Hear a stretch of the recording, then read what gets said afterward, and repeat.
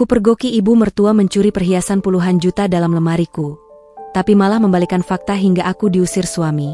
Tapi kini aku kembali dan membalas dendam.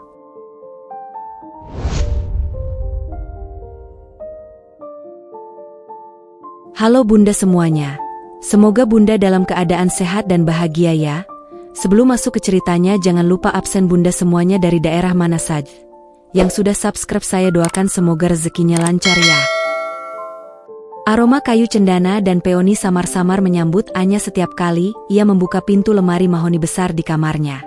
Bukan hanya wangi pakaian yang tersimpan rapi, tetapi juga aroma nostalgia yang melekat pada satu kotak kayu kecil, terselip di sudut paling dalam lemari itu. Kotak itu terbuat dari kayu jati tua, warisan tunggal dan paling berharga dari mendiang ayahnya, bukan karena materialnya, melainkan karena isi dan cerita di baliknya. Di dalamnya, terbaring seuntai kalung emas putih dengan liontin berlian berbentuk tetesan air, dan beberapa pasang anting yang nilainya, jika dikumpulkan, mencapai puluhan juta. Bagi Anya, nilai sesungguhnya tak terukur. Perhiasan itu adalah kotak pandangan mata, saksi bisu janji terakhir sang ayah untuk menjaganya. Anya membelai permukaan kotak itu sebelum menutup kembali lemari. 2 tahun pernikahan telah berlalu secepat kedipan mata. Ia menikahi Reza, seorang pria yang memiliki senyum paling hangat yang pernah ia lihat, putra tunggal dari keluarga terpandang di kota itu. Kehidupan mereka, meski bukan hidup bermewah-mewah, terasa damai dan cukup. Reza bekerja di perusahaan ayahnya, sementara Anya mengelola butik kecil daring dari rumah. Apa yang sedang kamu renungkan, sayang? Suara berat Reza terdengar dari ambang pintu, diikuti oleh pelukan hangat yang melingkari pinggang Anya. Bahunya terasa kokoh, selalu menjadi tempat favorit Anya untuk bersandar. Bukan apa-apa, hanya mengingat ayah, jawab Anya, menyunggingkan senyum. Kadang aku hanya ingin memastikan kotak itu baik-baik saja. Reza mencium puncak kepala Anya.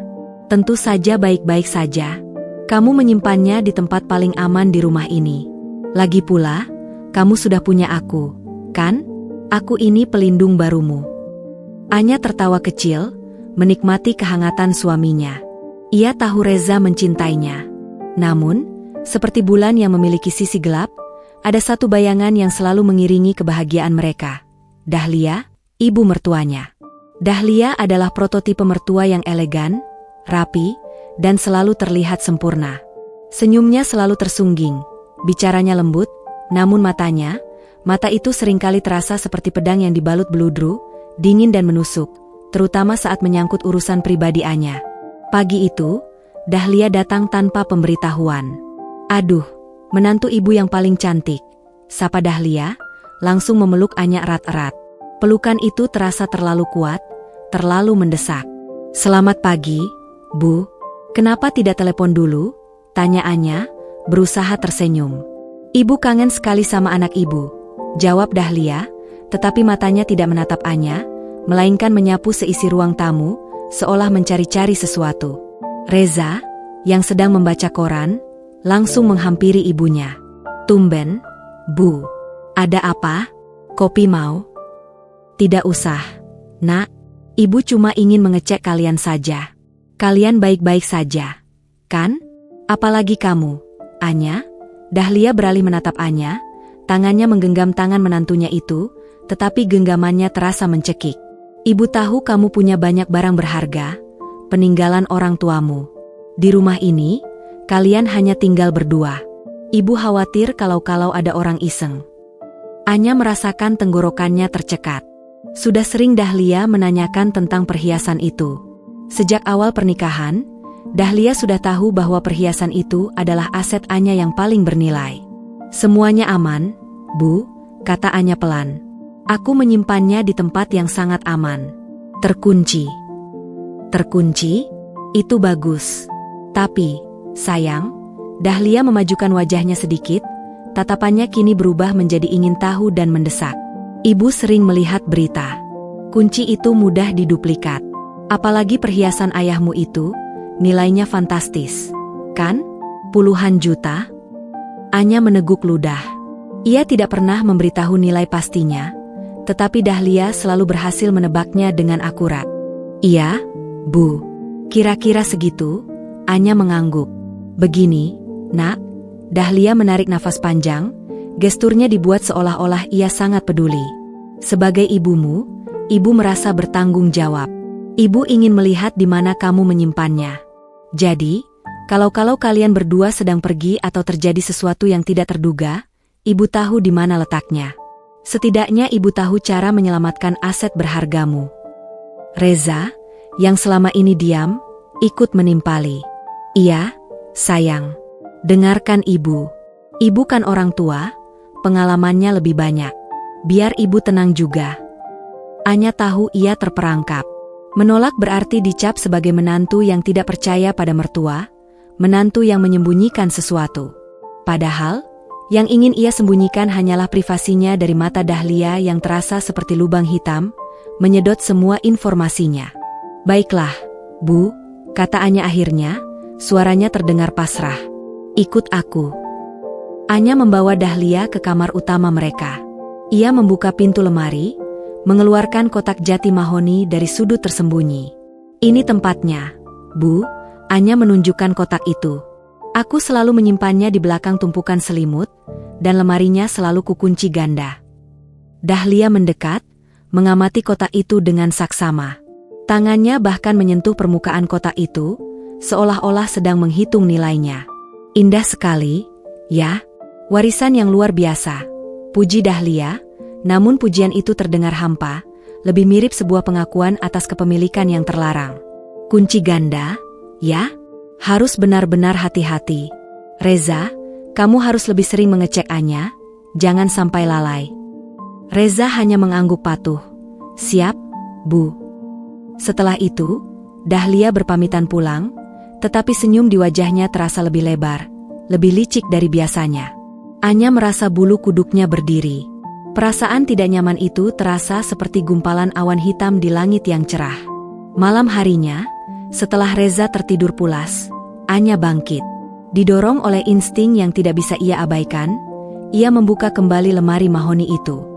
Ia mengambil kotak jati itu, memastikan kuncinya masih utuh.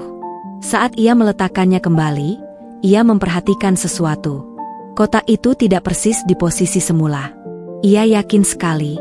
Saat ia menyimpannya tadi sore, kotak itu sedikit lebih menempel ke dinding lemari. Kini, ada celah tipis di belakangnya. Aku pasti hanya berhalusinasi. Aku terlalu memikirkan perkataan ibu. Gumam Anya, mencoba menenangkan debar jantungnya yang menggila. Ia menutup lemari dan mengunci ganda. Namun, rasa waspada itu kini menjadi tunas kecil yang siap mekar menjadi pohon kecurigaan. Anya sadar, sejak ia menunjukkan tempat perhiasan itu, rasa damai yang ia nikmati di rumah ini telah digantikan oleh bayangan yang mengintai. Ia telah membuka pintu kepada seekor serigala berbulu domba. Ia hanya tidak tahu seberapa buah serigala itu sampai saat ia benar-benar melihat taringnya. Anya memejamkan mata. Ia harus menenangkan diri. Ia harus percaya pada Reza, suaminya. Ia harus percaya bahwa cinta mereka akan menjadi benteng pertahanan dari kecurigaan yang tidak beralasan ini. Selamat tidur, Reza, bisiknya, mencium kening suaminya. Namun, di dalam lubuk hati Anya, ada suara kecil yang berteriak, mengingatkannya pada sorot mata Dahlia sore tadi, sorot mata seorang pemangsa yang telah menemukan sasaran empuknya. Malam itu, tidur Anya terasa tipis. Sering terinterupsi oleh bayangan perhiasan dan senyum Dahlia yang dingin. Besok adalah ulang tahun pernikahan mereka, hari di mana Reza berjanji akan memberikan kejutan. Anya berharap, kejutan itu cukup manis untuk melarutkan semua rasa pahit dan curiga yang bersarang di hatinya. Tapi, ia tidak tahu, kejutan terburuk dalam hidupnya justru akan datang setelah perayaan itu, bukan dari Reza, melainkan dari bayangan yang selama ini ia coba sangkal. Malam itu, setelah ketegangan yang disebabkan oleh kunjungan mendadak Dahlia, udara di kamar terasa berat, seolah dipenuhi butiran debu keraguan. Anya mencoba tidur, namun matanya terbuka lebar, memandang langit-langit. Ia ingat betul letak kotak jati warisannya di sudut lemari. Perubahan posisi yang ia lihat hanyalah sehelai benang tipis kecurigaan, tetapi benang itu kini mengikatnya, membuatnya sulit bernapas. Aku harus mengeceknya lagi, bisiknya, tak peduli pada kantuk yang menyerang. Ia bangkit perlahan agar tidak membangunkan Reza. Ia membuka lemari mahoni dan menyalakan lampu ponselnya. Matanya langsung tertuju pada sudut tersembunyi itu. Kotak jati mahoni itu memang sudah kembali di tempatnya, menempel rapat ke dinding lemari. Nah, kan, hanya perasaanku saja, gumam Anya lega. Namun, saat tangannya menyentuh kotak itu untuk memastikan, ia merasakan tekstur yang berbeda pada permukaannya. Tidak ada debu, justru terasa agak lengket di satu sisi. Seolah-olah seseorang baru saja memegangnya dengan tangan yang berkeringat. Jantung Anya kembali berdetak kencang, menabuh genderang kecemasan di dalam dadanya. Ia segera mengunci lemari kembali, kali ini dengan perasaan yang jauh lebih waspada. Keesokan harinya adalah hari yang seharusnya dipenuhi kebahagiaan, ulang tahun pernikahan mereka. Aroma pankek dan kopi menguar di udara. Reza muncul dari kamar mandi, mengenakan kemeja yang baru disetrikaannya, wajahnya berseri-seri. "Selamat ulang tahun pernikahan, cintaku," ucap Reza, memeluk Anya erat-erat. "Kamu adalah hadiah terbaik yang pernah Tuhan berikan padaku." "Selamat ulang tahun pernikahan juga, sayang," balas Anya, membalas pelukan itu. Untuk sesaat, semua kecurigaan yang ia rasakan semalam menguap, digantikan oleh kehangatan dan cinta Reza yang tulus. Reza mengeluarkan kotak bludru merah kecil dari saku celananya. "Ini tidak seberapa dibanding warisan yang kamu punya, tapi ini adalah janji masa depanku padamu." Kotak itu berisi kalung berlian kecil dengan desain modern, sangat indah dan tampak mahal. "Reza, ini pasti mahal sekali," kata Anya, matanya membesar karena terkejut. "Tidak masalah, sayang. Kamu pantas mendapatkan yang lebih. Ayah memberi bonus besar bulan ini," jawab Reza, memasangkan kalung itu di leher Anya. "Mulai sekarang, koleksimu bertambah.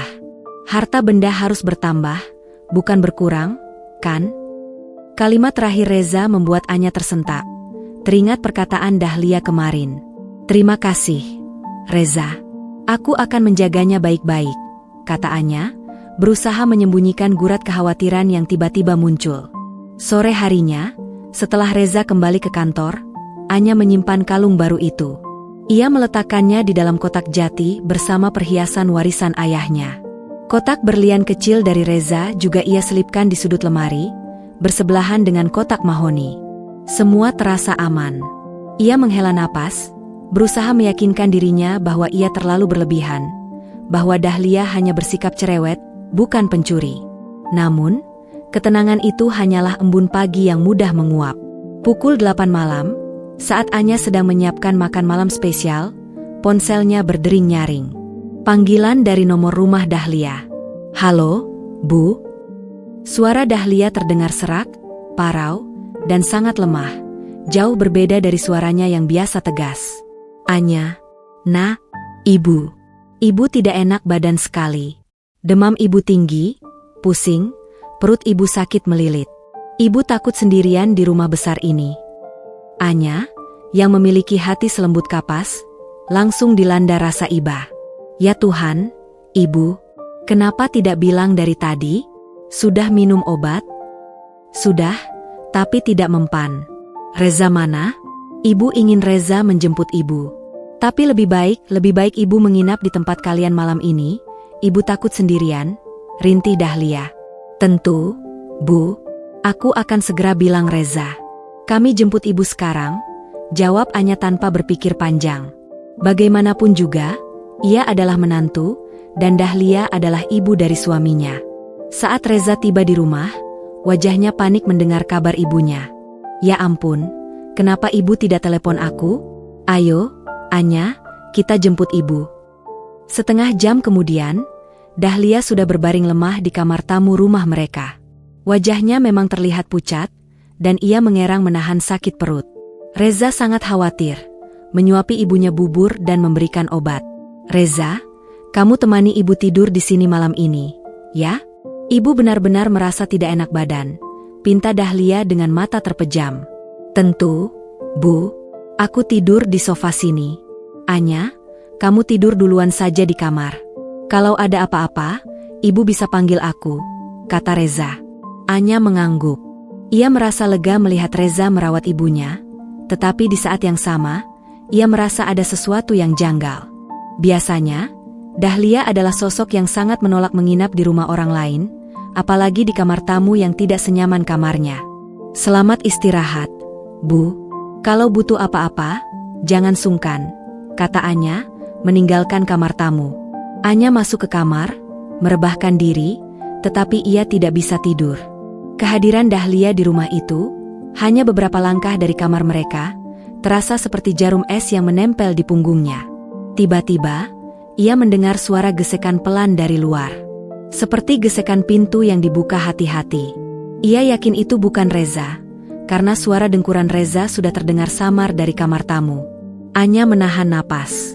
Ia mendengar langkah kaki yang sangat pelan, menjauhi kamar tamu dan menuju ke arah kamar mereka. Jantung Anya berpacu. Ia mematikan lampu di samping tempat tidur dan pura-pura tertidur.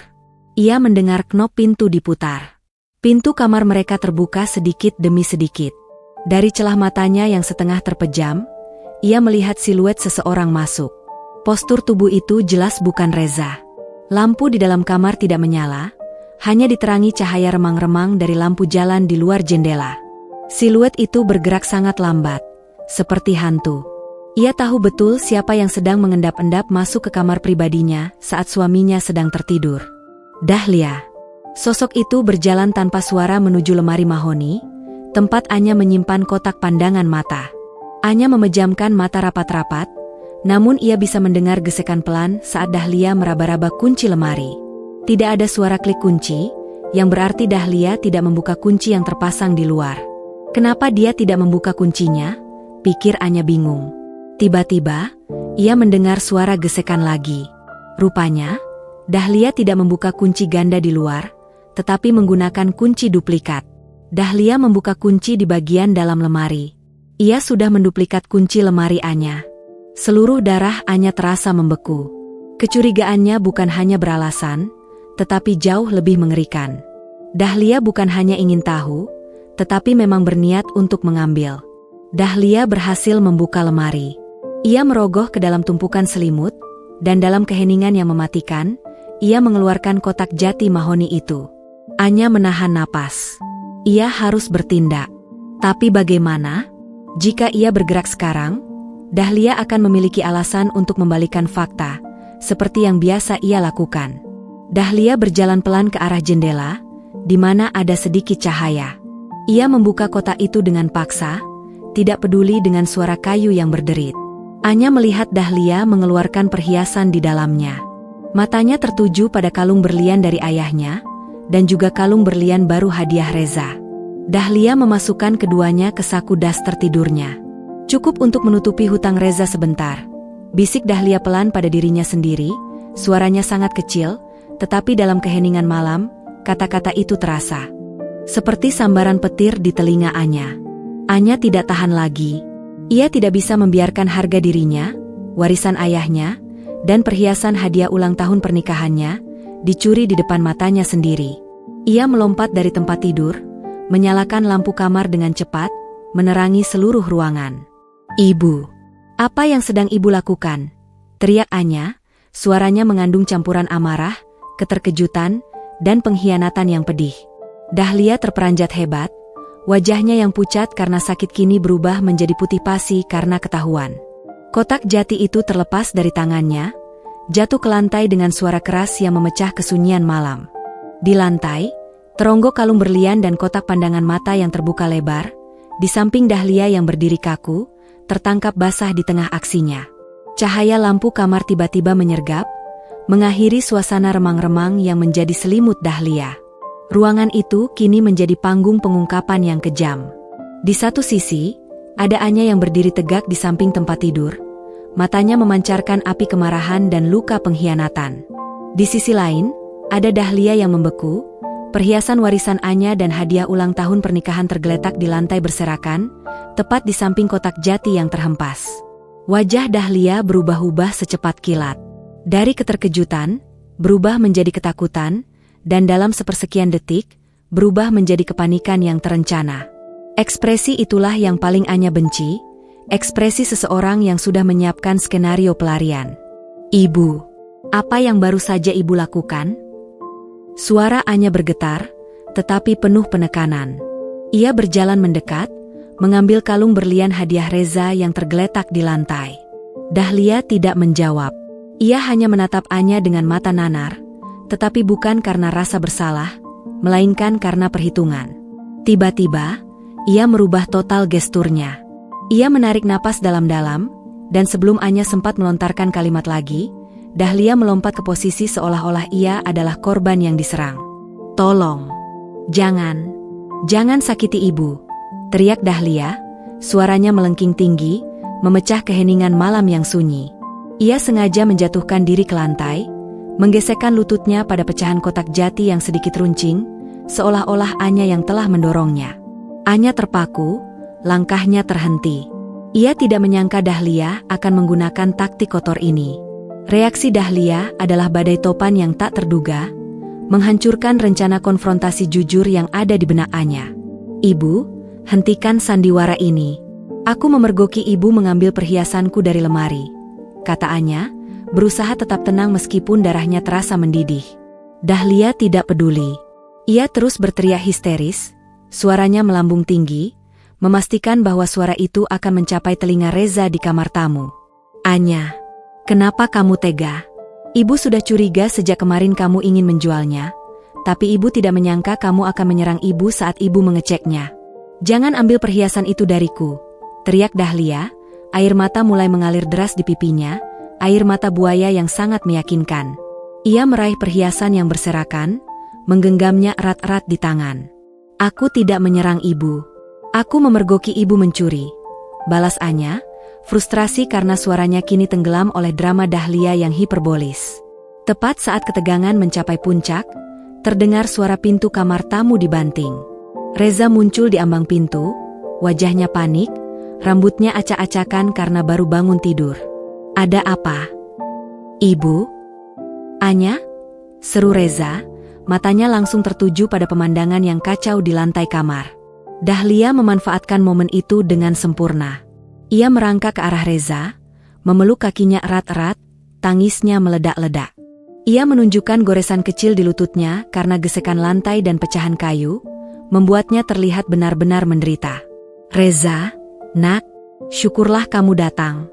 Selamatkan ibu," rintih Dahlia, suaranya penuh keputusasaan. Reza segera berlutut, memeluk ibunya. "Ya Tuhan, ibu, apa yang terjadi? Kenapa ibu di lantai?" Dahlia menoleh ke arah Anya, ekspresinya berganti menjadi tatapan terluka yang menusuk. "Anya, nak, kenapa kamu tega melakukan ini pada ibu?" "Dia bohong, Reza. Jangan dengarkan dia," seru Anya. Ia tahu, detik ini adalah pertarungan antara kebenaran dan sandiwara yang tak terhindarkan. Dahlia mendesah panjang, menatap Reza dengan tatapan yang sangat meyakinkan, sebuah tatapan yang memancarkan aura kejujuran yang palsu. "Reza, ibu hanya mengecek." Ibu melihat pintu lemari sedikit terbuka dan ibu curiga. "Ibu tahu betapa berharganya perhiasan ayahmu ini," katanya, menunjukkan kalung pandangan mata yang kini ada di genggamannya. Saat ibu melihatnya, Anya sudah ada di sana, dia terburu-buru menyembunyikannya. Dia bilang dia berencana menjualnya besok pagi dan menyalahkan ibu kalau kamu tahu. Saat ibu mencoba mengambilnya untuk mencegahnya, dia mendorong ibu. Dahlia menunduk, bahunya bergetar hebat. Dia bilang, "Pergi, Bu, ini hartaku, bukan urusanmu." Ibu tidak percaya Anya tega berkata begitu. Semua mata tertuju pada Anya. Ia berdiri mematung, kepalanya terasa pusing. Ia melihat matanya sendiri di pantulan kaca lemari, mata yang basah, bingung, dan tampak putus asa. Kontras sekali dengan Dahlia yang tampil sempurna sebagai korban yang diserang secara emosional dan fisik. Reza menatap Anya, matanya memancarkan api yang membara. Itu bukan api cinta, melainkan api kemarahan dan kekecewaan yang mendalam. Reza memang selalu tunduk pada ibunya, menganggap ibunya sebagai panutan kesucian. "Anya, jawab aku," bentak Reza, suaranya menggelegar. "Apa benar kamu mendorong ibu? Apa benar kamu berencana menjual perhiasan itu di belakangku?" "Tidak, Reza, itu bohong. Aku yang memergoki dia mencurinya.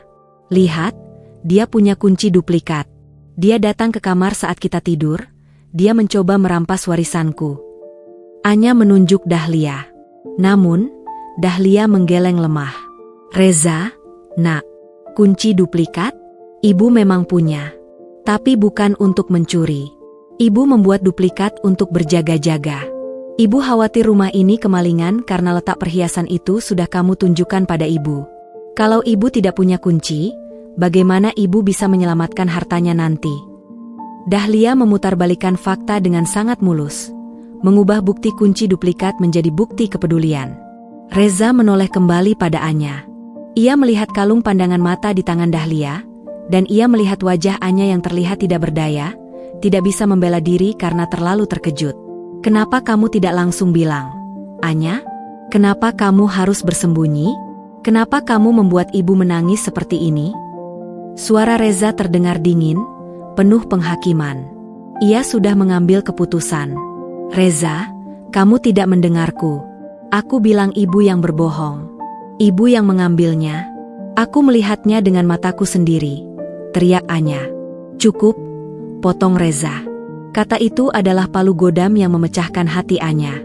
Aku sudah tahu, Anya, kamu selalu punya alasan. Ibu tidak mungkin berbohong soal ini. Ibu hanya mengkhawatirkanmu, mengkhawatirkan harta warisanmu. Reza berdiri, ia melindungi Dahlia. Ia menatap Anya dengan pandangan yang membuat Anya merasa seperti orang asing. Anya, aku kecewa. Sangat kecewa, kata Reza, suaranya kini pelan, tetapi setiap kata terasa seperti irisan pisau. Kamu bisa saja jujur. Tapi kamu malah membalikkan fakta. Kamu menyerang ibu. Aku tidak bisa hidup dengan orang yang tidak jujur dan menyerang ibuku. Dahlia tersenyum tipis di balik punggung Reza. Sebuah senyum kemenangan yang membuat Anya tahu bahwa ini adalah akhir dari segalanya. Anya menyadari, ia telah kalah dalam pertempuran sandiwara ini. Ia kalah karena ia memilih kebenaran. Sementara Dahlia memilih kebohongan yang lebih dramatis. Rasa dikhianati oleh suaminya sendiri terasa 1000 kali lebih sakit daripada kehilangan perhiasan. Air mata Anya yang sesungguhnya akhirnya tumpah. Bukan karena marah, tetapi karena sakit hati yang luar biasa. Ia berdiri, tegak di tengah kehancuran hatinya. Kamar itu diselimuti keheningan yang menyesakan, hanya dipecahkan oleh isak tangis Dahlia yang kini lebih terkontrol. Sebuah isak tangis kemenangan yang berbalut kepura-puraan. Anya berdiri tegak, air matanya kini mengering, digantikan oleh rasa mati rasa dan kemarahan dingin. Pandangannya tidak lagi tertuju pada perhiasan di tangan Dahlia, tetapi pada wajah Reza, yang kini tampak seperti hakim yang kejam, bukan suami yang penuh kasih. Reza menoleh dari Dahlia, matanya tajam dan menghakimi. Anya, aku beri kamu kesempatan terakhir. Katakan yang sebenarnya. Kenapa kamu tega menuduh ibu seperti itu? Kebohongan apa lagi yang harus aku katakan agar kamu percaya? Reza, tanya Anya balik, suaranya parau, penuh kepedihan. Faktanya, aku memergoki ibumu di lemari. Faktanya, dia menggunakan kata-kata, cukup untuk menutupi hutang Reza sebentar, saat dia mengambilnya. Faktanya, dia punya kunci duplikat. Kenapa kamu tidak bisa melihat kebenaran yang begitu jelas? Reza, atau kamu memang memilih untuk buta? Dahlia, yang dipeluk Reza, mengangkat wajahnya, menyela dengan suara yang lemah. Reza, jangan dengarkan dia. Dia mencoba memecah kita. Hutang? Hutang apa? Ibu tidak pernah tahu soal hutang. Dahlia sangat piawai dalam menciptakan keraguan. Ia tahu cara menanamkan benih ketidakpercayaan di hati Reza terhadap Anya, menggunakan narasi bahwa Anya adalah orang luar yang mencoba menghancurkan keharmonisan keluarga mereka. Reza menggenggam tangan Dahlia dengan protektif. Ia memandang Anya dengan mata yang kini dipenuhi rasa jijik. Cukup, Anya. Sudah cukup kebohonganmu. Kamu tidak hanya tidak jujur tentang rencana menjual warisanmu, tapi kamu juga tega menuduh ibuku mencuri dan bersekongkol menutupi hutangku. Itu tuduhan yang sangat serius.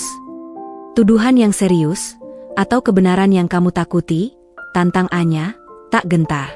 Ia menyadari bahwa bukan hanya Dahlia yang buta, tetapi juga Reza, yang sudah terikat erat dalam jaring manipulasi ibunya. Aku tidak punya hutang yang perlu ditutupi. Aku hanya punya istri yang ternyata seorang pembohong dan manipulator. Bentak Reza, nadanya naik beberapa oktav.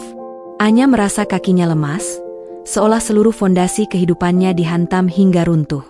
Ia menatap mata Reza, mencari secercah keraguan atau cinta yang tersisa, tetapi ia hanya menemukan cerminan Dahlia di sana, dominasi dan kepatuhan buta.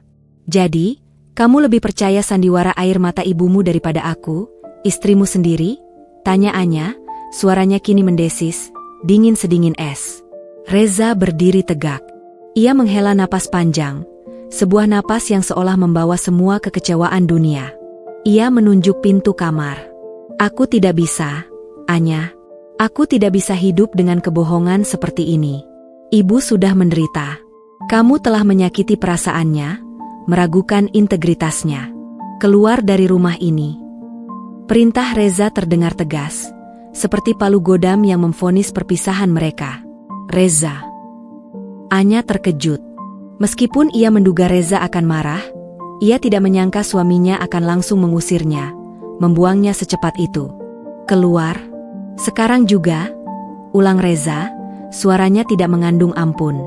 Aku tidak mau melihatmu lagi. Aku tidak sudi tidur di bawah atap yang sama dengan orang yang tega membalikan fakta dan menyerang ibuku. Dahlia di belakang Reza, tersenyum kecil, senyum kemenangan yang hanya bisa dilihat oleh Anya. Senyum itu seolah berbisik, aku menang. Aku sudah katakan padamu, dia milikku. Hati Anya yang tadinya hancur kini mengeras. Ia sadar, ini bukan hanya masalah Dahlia, tetapi juga kegagalan Reza untuk menjadi seorang suami. Reza memilih tali darah daripada kebenaran dan cinta. Anya membalikkan badan, berjalan ke lemari, dan dengan tangan gemetar, ia mengambil tas travel kecilnya yang ia gunakan saat baru menikah. Ia memasukkan beberapa helai pakaian dan dompetnya. Ia tidak lagi peduli pada perhiasan atau harta benda lainnya. Harga dirinya, martabatnya, sudah lebih dulu dicuri. Saat ia berjalan melewati Reza dan Dahlia, ia berhenti. Ia memandang Reza, matanya kini berkilat penuh tekad. Kamu mengusirku, Reza, tanpa pernah memberiku kesempatan untuk membuktikan kebenaran. Tanpa pernah mau melihat siapa ibumu yang sebenarnya, kata Anya. Reza hanya menatapnya dengan pandangan kosong. Aku sudah melihat yang sebenarnya, Anya, dan itu adalah kamu yang berbohong. Anya mengangguk pelan. Baiklah, aku pergi. Aku akan pergi dengan membawa semua rasa sakit dan penghinaan yang kamu berikan. Tapi ingat baik-baik, Reza. Aku bersumpah, suara Anya meninggi, penuh janji yang menakutkan, aku akan kembali. Aku akan kembali saat aku sudah cukup kuat. Dan saat itu tiba, aku tidak hanya akan membuktikan bahwa ibumu adalah seorang pencuri dan pembohong, tetapi aku akan mengungkap semua rahasia kotor yang kalian sembunyikan. Dan saat aku kembali, aku akan mengambil kembali semua yang seharusnya menjadi milikku, termasuk keadilan yang kamu rampas malam ini. Ancaman itu terasa nyata, seperti panah beracun yang dilepaskan ke udara. Ekspresi Dahlia sempat berubah, dari kemenangan menjadi sedikit gentar, tetapi Reza tidak terpengaruh. Pergilah, Anya. Jangan pernah kembali. Aku tidak butuh ancaman kosong dari pembohong sepertimu, balas Reza dingin. Tanpa menoleh lagi, Anya melangkah keluar dari kamar, dari rumah, dan dari kehidupannya yang damai. Udara dingin dini hari menyambutnya, terasa menusuk kulit, tetapi tidak sedingin hati suaminya. Anya berjalan tanpa tujuan di jalanan sepi. Ia hanya membawa tas kecil dan sebuah janji yang baru saja ia ukir dalam jiwanya, dendam. Ia tidak tahu bagaimana caranya, ia tidak tahu kapan, tetapi ia harus bangkit. Ia harus menjadi seseorang yang mampu menaklukkan serigala berbulu domba itu. Rasa sakitnya kini menjadi bahan bakar, membakar habis sisa-sisa cinta yang ia rasakan pada Reza, menyisakan abu tekad yang tak tergoyahkan. Aku akan kembali, Reza. Dan kamu akan menyesali keputusanmu ini seumur hidup. Gumam Anya pada dirinya sendiri, di bawah langit subuh yang mulai memerah, membawa harapan baru bagi dunia, tetapi membawa janji penghancuran bagi dirinya yang lama. Dinginnya fajar yang menyelimuti kota terasa seperti pelukan hampa bagi Anya. Setelah diusir dengan kejam oleh Reza, ia berjalan tanpa arah, hanya membawa tas kecil berisi beberapa helai pakaian dan dompet. Di dalam dompet itu, tersisa sedikit uang tunai dan kartu ATM yang saldonya tidak seberapa.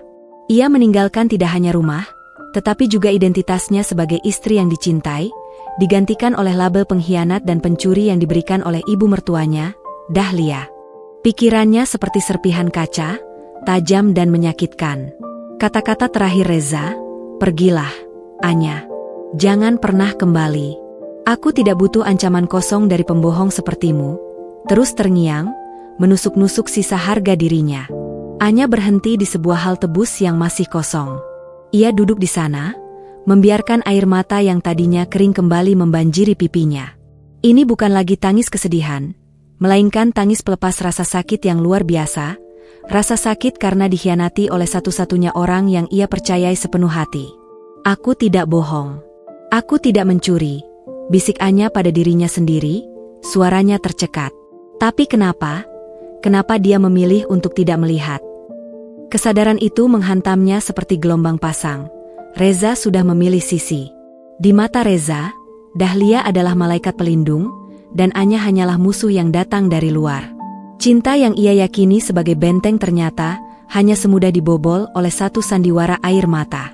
Setelah menghabiskan waktu yang terasa seperti keabadian di halte itu, Anya menyeka air matanya. Ia menyadari satu hal krusial, ia tidak bisa kembali kepada siapapun. Kedua orang tuanya sudah tiada. Teman-teman terdekatnya adalah lingkaran pergaulan Reza, yang pasti akan langsung menelan bulat-bulat cerita versi Dahlia. Kembali ke lingkungan itu sama saja dengan meminta belas kasihan dan menerima penghinaan. "Tidak, aku tidak akan meminta belas kasihan," tekadnya. Ia mengeluarkan ponsel, hanya satu nama yang muncul di benaknya. Santi, sahabat lamanya yang kini bekerja di kota lain. Anya perlu tempat untuk bersembunyi dan membangun strategi. Setelah menelepon Santi dan mendapat persetujuan sementara untuk menumpang, Anya menaiki bus antar kota pertama yang menuju keluar batas kota itu. Saat bus mulai bergerak, ia memandang ke belakang, seolah mengucapkan selamat tinggal pada dirinya yang lama. Anya yang lemah, yang terlalu percaya, yang hanya bergantung pada cinta suaminya, sudah mati. Setibanya di kota baru, Anya memulai kehidupannya dari nol. Santi, sahabatnya, menyambutnya dengan tangan terbuka, tetapi segera menyadari kepedihan yang disembunyikan Anya di balik mata yang kini terlihat kosong. "Anya, ceritakan padaku. Apa yang sebenarnya terjadi?" tanya Santi lembut, saat mereka duduk di dapur apartemen sederhana Santi. Anya menceritakan semuanya, dari kecurigaan halus Dahlia, kalung pandangan mata, hingga adegan pengusiran yang kejam. Ia tidak melewatkan sedikit pun, termasuk kata-kata Dahlia tentang hutang Reza. Santi mendengarkan dengan saksama. "Ya Tuhan, Anya, ini jahat sekali. Tapi, hutang? Kalau Reza memang punya hutang dan ibunya menutupinya dengan perhiasanmu, itu artinya Dahlia tidak hanya menyelamatkan Reza, tapi juga membuatmu menjadi tumbal sempurna." Anya mengangguk. "Itu yang membuatku tidak bisa tidur. Aku tidak hanya kehilangan perhiasan, tapi aku kehilangan kehormatanku. Reza tidak akan pernah percaya. Dahlia akan memastikan itu." "Lalu, apa rencanamu sekarang?" "Melapor polisi," saran Santi. Anya menggeleng. "Dengan bukti apa?" "Dia akan bilang itu perselisihan rumah tangga, dan aku yang berbohong. Reza akan mendukungnya. Hukum tidak akan menyentuh Dahlia." Anya menatap Santi, matanya kini berkilat dengan cahaya yang berbeda, cahaya tekad yang membara, bukan lagi air mata. "Aku harus kuat. Aku harus punya pengaruh yang jauh lebih besar dari mereka. Aku harus kembali bukan sebagai Anya yang diusir, tetapi sebagai seseorang yang tidak bisa mereka remehkan." "Kamu mau balas dendam?" tanya Santi, sedikit khawatir. "Ini bukan sekadar balas dendam, San. Ini keadilan. Aku harus membuktikan bahwa aku bukan pencuri. Aku harus mengambil kembali harga diriku," tegas Anya. "Aku akan menggunakan uang tabungan yang ada di bank. Aku akan memutar modal itu. Aku akan bekerja, belajar, dan tumbuh. Aku akan menjadi bayangan yang lebih besar dari ketakutan mereka." Anya menyadari ia harus memanfaatkan satu-satunya hal yang ia miliki, keahliannya dalam memilih dan menilai perhiasan, keahlian yang diwariskan ayahnya. Ia akan masuk ke dunia yang sama, tetapi dari puncak yang berbeda. Aku butuh waktu, Santi. Aku harus menghilang total. Aku harus memutuskan kontak dengan siapapun yang mengenal Reza atau Dahlia. Anggap saja Anya sudah mati. Santi memeluknya erat. Baiklah, Anya. Aku di sini untuk mendukungmu. Tapi ingat, jangan biarkan dendam itu memakan habis hatimu. Tidak, San, jawab Anya, sorot matanya kini fokus. Dendam ini hanya akan menjadi anak tangga. Setelah aku naik, aku akan menemukan kedamaian. Tahun-tahun berikutnya menjadi periode metamorfosis total bagi Anya. Ia mengambil pekerjaan serabutan di awal, lalu dengan modal tabungan kecilnya, ia mulai berinvestasi di bisnis perhiasan online. Ia bekerja siang malam, mempelajari strategi pasar, menganalisis tren, dan menggunakan kecerdasannya yang terpendam. Ia mengganti nama panggilannya menjadi Anara, dan menciptakan persona yang dingin, cerdas, dan profesional. Ia tidak lagi mengenakan pakaian sederhana. Penampilannya berubah menjadi elegan dan berkelas. Ia mulai menghadiri seminar bisnis, memperluas jaringannya, menjalin relasi dengan investor-investor besar. Setiap kesuksesan kecil yang ia raih terasa seperti batu bata yang membangun benteng pertahanannya. Pada tahun ketiga, bisnisnya mulai menjanjikan. Pada tahun kelima, ia sudah memiliki kantor kecil dan beberapa karyawan. Pada tahun ketujuh, Nyonya Anara dikenal sebagai salah satu nama yang diperhitungkan di dunia investasi dan perhiasan. Namanya muncul di majalah bisnis ternama.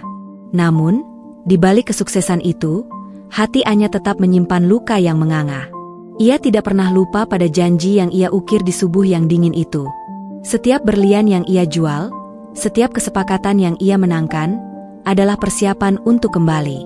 Suatu sore, di kantornya yang mewah, ia memandangi peta kota lamanya. Reza, Dahlia, bisiknya, suaranya kini terdengar dewasa, tenang, dan berbahaya. Kalian pasti berpikir aku sudah menyerah, atau melarikan diri. Kalian pasti berpikir aku hanya ancaman kosong. Ia menggeser papan namanya di meja, Anara, CEO Anara Jewels.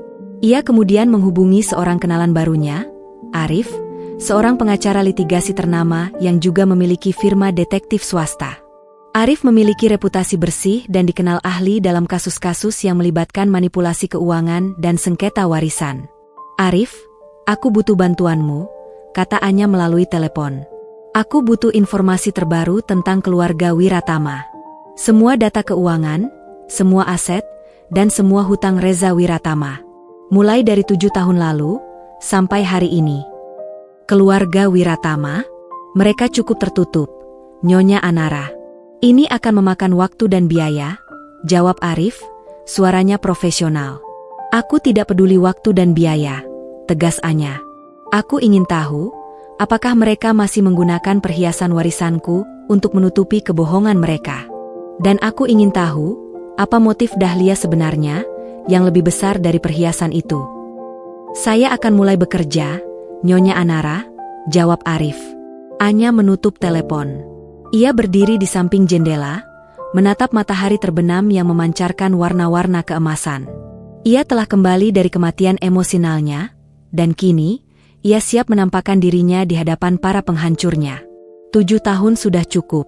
Waktunya untuk Anya, atau lebih tepatnya, Nyonya Anara, kembali ke medan perang.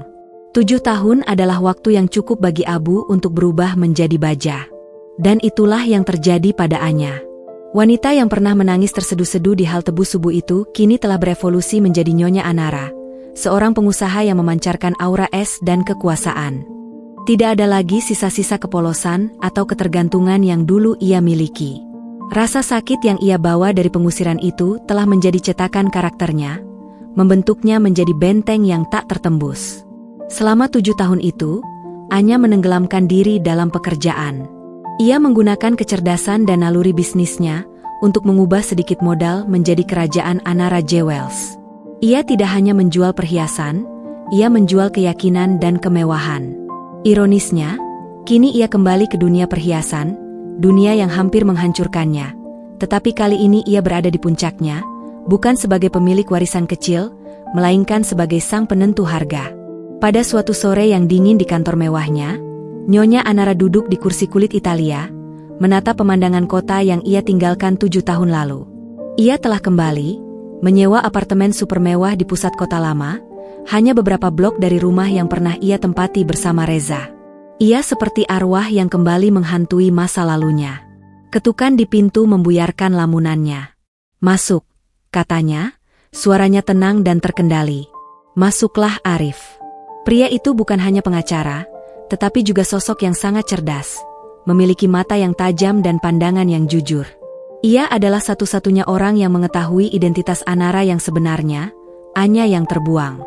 "Nyonya Anara, semua sudah siap. Saya membawa laporan Wiratama Corporation dari 7 tahun lalu hingga kuartal terakhir," kata Arif, meletakkan file tebal di meja. Anya mengambil file itu, ibu jarinya membelai sampulnya. "Bagaimana keadaan mereka?" Arif duduk di seberangnya, menyesuaikan dasinya. Secara umum, Wiratama Corporation masih berdiri, tetapi mereka berada di ambang kesulitan. Mereka kekurangan likuiditas. Reza tampaknya mencoba menutupi lubang keuangan yang sangat besar. Ada transaksi aneh yang dilakukan atas nama Dahlia, pembayaran besar kepada pihak ketiga yang tidak jelas, sekitar 7 tahun lalu. Anya menyipitkan matanya. 7 tahun lalu. Tepat setelah perhiasanku dicuri. Tepat sekali. Pembayaran itu dicurigai kuat berhubungan dengan hutang Reza. Seperti yang Anda duga, perhiasan Anda hanya sebagian kecil yang digunakan sebagai jaminan awal. Mereka menggunakan aset lain untuk melunasi pihak ketiga, itu jelas Arif. "Siapa pihak ketiga itu, Arif?" tanya Anya, suaranya mengandung ketegangan yang tertahan. "Itu bagian yang paling menarik. Pihak ketiga itu adalah seorang rentenir, tetapi rentenir itu juga ternyata memiliki arsip-arsip lama yang berhubungan dengan almarhum ayah Reza. Saya sedang menggali lebih dalam soal ini. Ada aroma busuk yang lebih tua dari 7 tahun lalu," jawab Arif, matanya memancarkan rasa ingin tahu profesional. Anya terdiam sejenak. Jika motif Dahlia hanya menutupi hutang Reza, itu sudah cukup jahat. Tetapi jika ada rahasia yang melibatkan ayah Reza, maka kasus ini berubah menjadi sarang laba-laba yang harus ia bongkar. "Reza sendiri? Bagaimana keadaannya?" Arif tersenyum tipis. Dia tampak lelah dan stres. "Pernikahannya, setelah Anda diusir, ternyata tidak berjalan baik. Dia menikahi wanita lain 2 tahun setelah kepergian Anda, tetapi pernikahannya hancur setahun kemudian. Hidupnya, secara finansial, berada di bawah kontrol ibunya, Nyonya Dahlia, yang sekarang tampaknya semakin dominan." Anya mendengarkan tanpa ekspresi, tetapi di dalam hatinya, ia merasakan sedikit kepuasan. Penderitaan Reza adalah penyesalan yang ia harapkan. "Baiklah, Arif. Rencana kita sudah jelas. Aku harus menunjukkan diriku. Aku harus membuat mereka melihat bayangan dari masa lalu mereka, tetapi dalam versi yang jauh lebih kuat." Arif mengangguk. Sebuah acara gala dinner sosialita di Hotel Merdeka malam Minggu ini. Dahlia dan Reza dipastikan hadir, karena mereka mencari investor baru. "Ini adalah panggung terbaik Anda." Anya berdiri, berjalan menuju jendela, ia melihat pantulannya sendiri. Rambut tergerai elegan, setelan jas wanita yang tajam, dan sepasang mata yang kini menjadi pedang bermata dua. "Tolong siapkan undangan khusus atas nama Anara Jewels. Aku akan menjadi investor utama malam itu. Dan satu lagi, Arif," Anya menoleh, senyumnya kini tipis dan penuh perhitungan, "aku ingin kamu berada di sisiku. Kamu adalah perisai sekaligus senjataku." "Tentu, Nyonya Anara. Sebagai seorang pengacara, saya selalu siap menjadi perisai. Sebagai sekutu, saya akan memastikan Anda mendapatkan keadilan yang Anda cari," jawab Arif. Arif mengumpulkan filenya, ia menatap Anya sebentar, ada kekaguman yang terlihat jelas di matanya. "Anya, saya harus bertanya.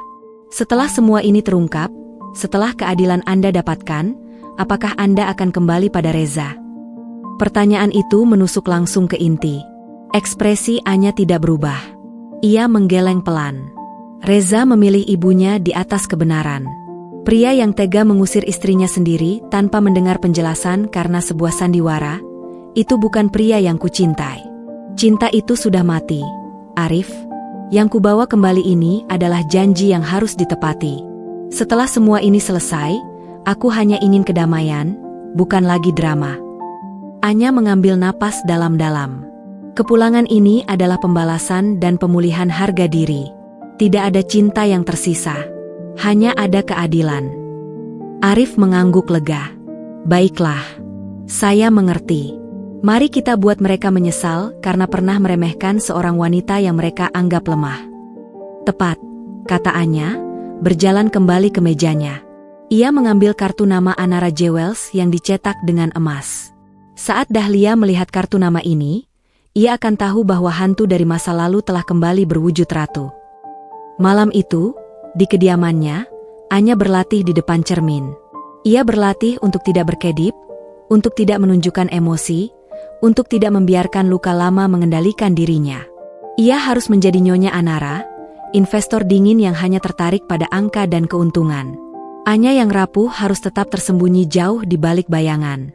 Panggung sudah siap. Waktunya untuk tampil. Udara di ballroom mewah Hotel Merdeka terasa sesak oleh aroma parfum mahal, denting gelas kristal, dan bisikan-bisikan tipis dari para sosialita. Malam itu adalah acara gala dinner yang paling ditunggu, tempat di mana kekuasaan bertemu dengan modal, dan gosip menjadi mata uang utama. Di sudut ruangan, Dahlia tampak gelisah meskipun ia mengenakan gaun paling mahal. Di sebelahnya, Reza mencoba tersenyum meyakinkan kepada calon investor, tetapi matanya memancarkan kelelahan. Perusahaan mereka, Wiratama Corporation, berada di ujung tanduk, dan malam ini adalah kesempatan terakhir mereka mencari suntikan dana besar. Dahlia terus menyarankan Reza untuk mendekati setiap tamu penting, tetapi perhatiannya sendiri terpecah, seolah-olah ia sedang menunggu sesuatu yang buruk terjadi. Tepat pukul 9 malam, semua mata di ruangan itu secara spontan beralih ke pintu masuk utama. Seorang wanita melangkah masuk, memancarkan aura yang begitu kuat hingga terasa seperti listrik statis menyelimuti ruangan. Ia mengenakan gaun sutra emerald yang anggun, rambutnya ditata selek, dan di lehernya tersemat kalung berlian yang mencuri semua cahaya. Wajahnya cantik, dingin, dan benar-benar tidak terjangkau. Itu adalah Nyonya Anara. Dahlia, yang sedang menyesap sampanye, tiba-tiba tersedak. Gelas kristal itu hampir terlepas dari tangannya. Ia menatap sosok itu, jantungnya berdetak liar di balik dadanya. Bentuk wajah itu, sorot mata itu adalah gambaran yang menghantuinya selama 7 tahun. Ia mengenalinya, tetapi ia menolak untuk mempercayainya. Reza, lihat wanita itu, bisik Dahlia, suaranya tercekat. Reza menoleh, dan matanya terpaku. Wanita itu adalah perpaduan yang menakjubkan antara Anya yang dulu ia cintai dan seorang ratu bisnis yang belum pernah ia lihat. Sosok ini jauh lebih memikat, jauh lebih memancarkan kekuatan. Siapa dia, Bu? Aku tidak pernah melihatnya. Dia pasti investor baru, ujar Reza, segera merapikan jasnya, berusaha terlihat percaya diri. Aku tidak tahu. Tapi, dia mirip sekali dengan Anya, bisik Dahlia, tangannya gemetar. Nyonya Anara, didampingi oleh Arif yang tampil rapi dan profesional, berjalan perlahan melewati kerumunan. Ia menyambut beberapa rekan bisnis, senyumnya hanya sebatas profesionalitas, tanpa kehangatan. Ia berjalan lurus, seolah memiliki magnet yang menariknya ke satu tujuan, meja tempat Reza dan Dahlia berdiri. Langkah kaki Nyonya Anara terasa seperti ketukan palu di jantung Dahlia. Ia berhenti tepat di hadapan mereka. Reza segera mengulurkan tangan dengan senyum bisnisnya yang terlatih. Selamat malam. Saya Reza Wiratama, dari Wiratama Corporation. Dan ini ibu saya, Dahlia, sapa Reza, pandangannya terpaku pada mata Nyonya Anara. Nyonya Anara mengulurkan tangannya, sentuhannya dingin dan singkat. Selamat malam, Tuan Reza. Saya Anara, CEO Anara Jewels.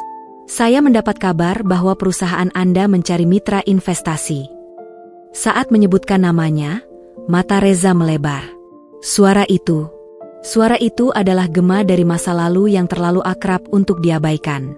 Nyonya Anara, suara Anda, dan juga paras Anda. Anda sangat mirip dengan mantan istri saya, ujar Reza, mencoba mencari tahu, ada nada penyesalan yang samar dalam suaranya. Nyonya Anara tersenyum tipis. Sebuah senyum yang terasa seperti pecahan es. Benarkah, Tuan Reza? Mungkin itu takdir. Dunia ini kecil, bukan? Kemudian, Nyonya Anara mengalihkan pandangannya pada Dahlia. Dahlia mencoba mempertahankan senyumnya, tetapi dagunya bergetar tak terkendali.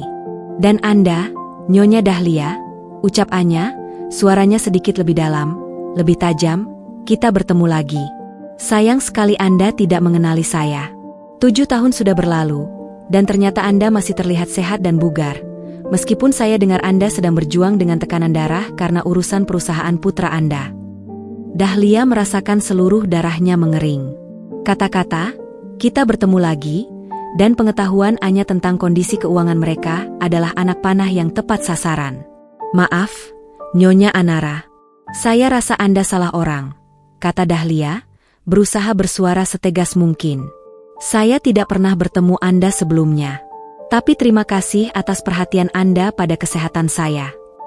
Nyonya Anara tertawa kecil, suara tawa yang halus namun menusuk. Ah, Nyonya Dahlia, Anda ini selalu lucu. Bagaimana mungkin saya salah? Mata saya sangat tajam dalam mengingat wajah orang-orang yang penting bagi bisnis saya. Anda dan putra Anda, Tuan Reza, kini sangat penting. Reza merasa ada yang tidak beres. Tetapi ia didorong oleh keputusasaan finansialnya. Nyonya Anara, kami sangat tertarik dengan kemungkinan investasi Anda. Perusahaan kami adalah investasi yang sangat solid. Solid? Anya menaikkan alisnya. Tuan Reza, saya sudah membaca laporan keuangan Anda. Perusahaan Anda berada di ujung tanduk. Anda memiliki hutang yang tidak tercatat, likuiditas yang rendah, dan Anda terus mencoba menutupi lubang dengan pinjaman yang berbunga tinggi. Itu bukan solid. Itu pasir hisap. Reza terdiam, wajahnya memerah karena malu dan terkejut. Bagaimana wanita ini tahu detail yang sangat rahasia? Dahlia segera mengambil alih. Nyonya Anara, itu tidak sopan. Anda tidak bisa menghakimi perusahaan kami hanya berdasarkan data yang mungkin sudah kedaluarsa. Anya hanya menatap Dahlia dengan mata datar. Nyonya Dahlia, saya adalah CEO Anara Jewels. Kami beroperasi berdasarkan data real time. Dan saya juga tahu bahwa Anda, 7 tahun lalu, pernah menggunakan aset pribadi Anda, atau aset yang Anda peroleh dengan cara yang sangat pribadi, untuk membayar pihak ketiga yang mencurigakan. Dahlia tersentak mundur, tangannya mencengkeram lengan Reza. Semua skenario yang ia persiapkan untuk memenangkan investasi runtuh dalam satu kalimat. Anda menuduh saya? Seru Dahlia, suaranya mulai meninggi. Menuduh? Anya memiringkan kepalanya sedikit. Saya tidak menuduh. Saya hanya menyatakan fakta yang sudah terekam rapi. Tapi, mari kita kesampingkan masa lalu yang suram itu, Nyonya Dahlia. Saya di sini untuk membicarakan bisnis. Anya mengeluarkan kartu nama. Saya akan mempertimbangkan untuk menyelamatkan Wiratama Corporation dengan beberapa syarat. Syarat pertama, saya harus memiliki akses penuh ke semua laporan, dan saya akan menempatkan orang saya sendiri, Arif, di jajaran direksi untuk mengawasi. Dan syarat kedua, Anya berhenti sejenak, menatap Reza dengan pandangan yang menusuk hingga ke tulang sumsum. Syarat kedua adalah Anda, Tuan Reza, harus mengakui bahwa Anda membutuhkan saya, bukan hanya sebagai investor, tetapi sebagai penyelamat terakhir. Reza menelan ludah. Ia melihat keanggunan, kekuatan, dan bahaya yang dipancarkan wanita ini. Ia tahu ini adalah Anya, tetapi Anya yang telah kembali dari neraka, mengenakan perisai yang terbuat dari kekayaan dan dendam. Kami setuju, Nyonya Anara. Kami akan pertimbangkan penawaran Anda, jawab Reza, suaranya hampir tidak terdengar. Bagus, kata Anya, mengambil kembali gelasnya yang sempat diletakkan di meja. Ia mengangkat gelas itu sedikit ke arah Dahlia. Sampai jumpa, Nyonya Dahlia. Permainan baru saja dimulai. Anya dan Arif melangkah pergi, meninggalkan Dahlia yang terlihat pucat pasi, seperti patung yang kehilangan warna. Dahlia tahu, kedatangan ini bukanlah kebetulan. Ini adalah deklarasi perang. Reza, dia itu Anya. bisik Dahlia, mencengkeram lengan Reza kuat-kuat. Tidak mungkin, Bu. Anya hanya seorang ibu rumah tangga, dia tidak mungkin menjadi CEO sebesar Anara Jewels. Tapi memang dia tahu banyak hal. Reza mencoba menyangkal, tetapi keraguan telah menjadi kanker di hatinya. Dahlia menatap punggung Anya yang menjauh, senyumnya kini benar-benar hilang, digantikan oleh ketakutan yang dingin. Ia telah mengusir Anya 7 tahun lalu, dan kini, Anya kembali, bukan sebagai menantu yang menangis, tetapi sebagai bayangan yang menuntut harga mahal atas setiap tetes air mata yang telah ia tumpahkan. Pertemuan di gala dinner telah mengirimkan gelombang kejut ke jantung Wiratama Corporation. Dahlia dan Reza tahu mereka telah tertangkap di dalam jaring, dan Nyonya Anara adalah satu-satunya jalan keluar, betapapun mematikannya jalan itu. Di kantor Anara Jewels, beberapa hari setelah pertemuan itu, Anya menatap layar komputernya, menganalisis data keuangan yang berhasil ia peroleh setelah Reza, dalam keputusasaan, menyetujui perjanjian awal investasi. Dahlia tidak hanya menggunakan perhiasanku untuk menutupi hutang Reza, gumam Anya pada dirinya sendiri. Lihatlah angka ini, Arif. Hutang Reza saat itu memang besar, sekitar 10 miliar karena judi, tetapi pembayaran yang keluar melalui Dahlia jauh lebih besar, sekitar 30 miliar, dalam beberapa kali cicilan yang terpisah. Arif, yang duduk di seberang meja, menggeser tabletnya. Benar, Anya. Inilah yang kita curigai sejak awal. Perhiasan Anda, yang bernilai puluhan juta, hanya berfungsi sebagai uang muka atau jaminan awal yang membuka pintu ke kesepakatan yang jauh lebih besar. Dia menukar perhiasan Anda untuk mendapatkan akses ke seseorang yang memiliki pengaruh besar. Siapa? Seseorang itu. Arif? Rentenir tidak mungkin memiliki dana sebesar itu. Ini pasti lebih dari sekadar urusan hutang biasa. Desak Anya, matanya memicing, berusaha menembus misteri itu. Tepat, jawab Arif. Pria yang mendapatkan pembayaran 30 miliar dari Dahlia itu bernama Bramantio. Dia memang dikenal sebagai rentenir, tetapi di masa mudanya, dia adalah rekan bisnis ayah Reza, almarhum Tuan Wiratama, dan juga ayah Anda. Anya terkejut. Ayahku? Ayahku mengenal ayah Reza? Itu tidak pernah kudengar. Ya, hubungan mereka sangat rahasia. Saya menemukan catatan lama di arsip perusahaan Bramantio. Ternyata, Bramantio adalah pihak yang ditugaskan untuk menyimpan beberapa dokumen penting milik ayah Reza dan ayah Anda. Ada indikasi kuat bahwa Bramantio mengancam akan membocorkan rahasia lama ini jika Dahlia tidak membayar sejumlah uang yang diminta. Pembayaran 30 miliar itu bukan melunasi hutang Reza, melainkan membeli keheningan Bramantio. Pikiran Anya berputar kencang. Jika ayahnya mengenal ayah Reza, mengapa ia tidak pernah tahu? Dan mengapa Dahlia harus sebegitu paniknya hingga harus menjebak menantunya sendiri untuk menutupi ancaman ini? Motif Dahlia menjadi jauh lebih gelap, kata Anya, bersandar di kursinya. Dia tidak hanya menjebakku karena Reza terlibat judi. Dia menjebakku untuk memastikan rahasia ayahku dan ayah Reza tetap terkubur. Betul. Perhiasan Anda hanyalah kunci kecil untuk membuka kotak Pandora yang berisi rahasia keluarga besar Wiratama. Simpul Arif. Tampaknya, rahasia itu lebih mengancam status quo Dahlia daripada kebangkrutan Reza. Sementara itu, di kediaman Wiratama, Dahlia dan Reza berada dalam pertengkaran sengit. Ibu harus melakukan sesuatu. Wanita itu, Anara, dia tahu terlalu banyak. Dia tahu soal pembayaran ke Bramantio. Dia pasti Anya. Siapa lagi yang akan menaruh dendam sejadi itu? Seru Reza, wajahnya dipenuhi keringat dingin. Dahlia mondar-mandir di ruang tamu, emosinya tak terkendali. Aku sudah bilang, dia bukan Anya. Anya itu wanita lemah, dia pasti sudah mati tenggelam dalam kesengsaraan. Wanita ini, Anara, dia iblis. Dia mengorek masa lalu. Tapi, Bu, dia menyebut soal hutangku. Dia tahu detail yang bahkan aku sendiri sudah lupa. Dahlia menghentikan langkahnya. Matanya menyala karena putus asa. Dengar, Reza. Kalau dia memang Anya, itu lebih buruk. Dia pasti tahu soal dokumen yang dipegang Bramantio. Kita harus menyelesaikan transaksi dengan Anara. Beri dia akses yang dia mau, biarkan dia menyelamatkan perusahaan. Tapi pastikan, dia tidak akan pernah menyentuh arsip lama Bramantio.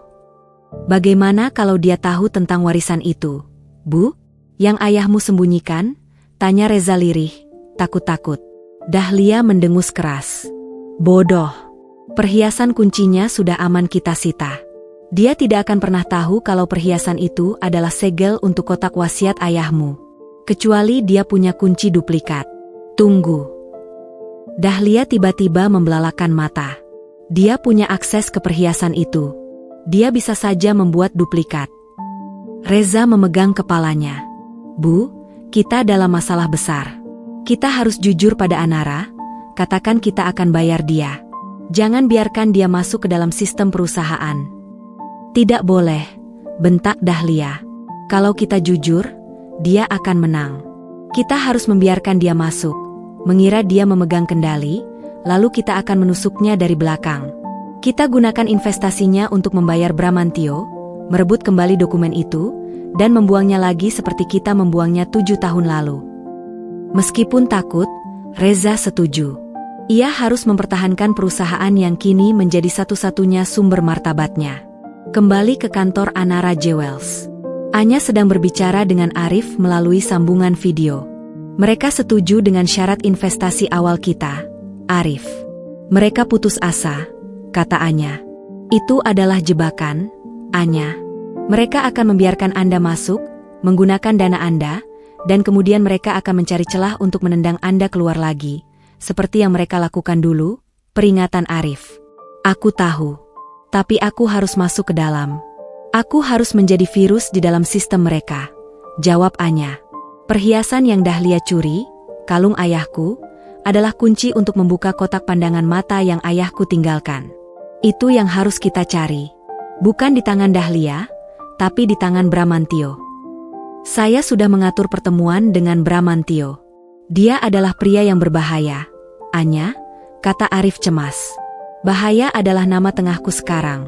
Arif, balas Anya dengan senyum dingin. Kita harus tahu, apa isi wasiat itu sehingga Dahlia harus mengorbankan menantunya sendiri untuk menutupinya. Aku punya firasat kuat, ini bukan sekadar tentang hutang Reza, tetapi tentang warisan yang seharusnya menjadi milikku. Anya mengakhiri panggilan. Ia berdiri dan melihat pantulannya. 7 tahun yang lalu, ia diusir karena dituduh mencuri perhiasan puluhan juta. Sekarang, ia akan kembali untuk mengungkap rahasia yang nilainya mungkin ratusan kali lipat. Ia siap. Ia telah mengenakan baju perang yang terbuat dari kekayaan dan kebenaran. Anya, yang kini beroperasi di bawah persona Nyonya Anara, telah memasukkan dana segar ke Wiratama Corporation, sesuai perjanjian investasi awal. Namun, dana itu hanyalah umpan emas untuk menarik Dahlia dan Reza semakin dalam ke dalam perangkapnya. Melalui Arif, yang kini menjabat sebagai direktur pengawas, Anya mulai menyabotase proyek-proyek yang tidak esensial dan menjerat perusahaan dengan klausul kontrak yang ketat dan tidak menguntungkan. Di mata Dahlia dan Reza, Anara adalah penyelamat yang sedikit menyebalkan, tetapi mutlak diperlukan. Mereka tidak menyadari bahwa setiap langkah yang mereka ambil semakin mendorong perusahaan mereka ke jurang kehancuran yang tak terhindarkan. Laporannya, Arif? Tanya Anya, duduk di ruang rapat perusahaan Wiratama, sebuah tempat yang dulu ia hindari. Kehancuran dimulai, Anya. Proyek Sinar Senja yang mereka andalkan sudah kita batalkan secara halus, dan dana yang mereka gunakan untuk membayar Bramantio telah kita telusuri. Mereka menggunakan dana investasi Anda, seperti yang kita duga, lapor Arif. Anya menyunggingkan senyum dingin. Bagus. Biarkan mereka terus mengira mereka mengendalikan situasi. Aku ingin mereka merasa terdesak, sehingga kebohongan mereka mulai retak. Situasi di Wiratama Corporation memburuk dengan cepat. Reza, yang kini harus berhadapan dengan cash flow perusahaan yang seret dan tekanan dari Nyonya Anara yang tak kenal ampun, tampak semakin frustrasi.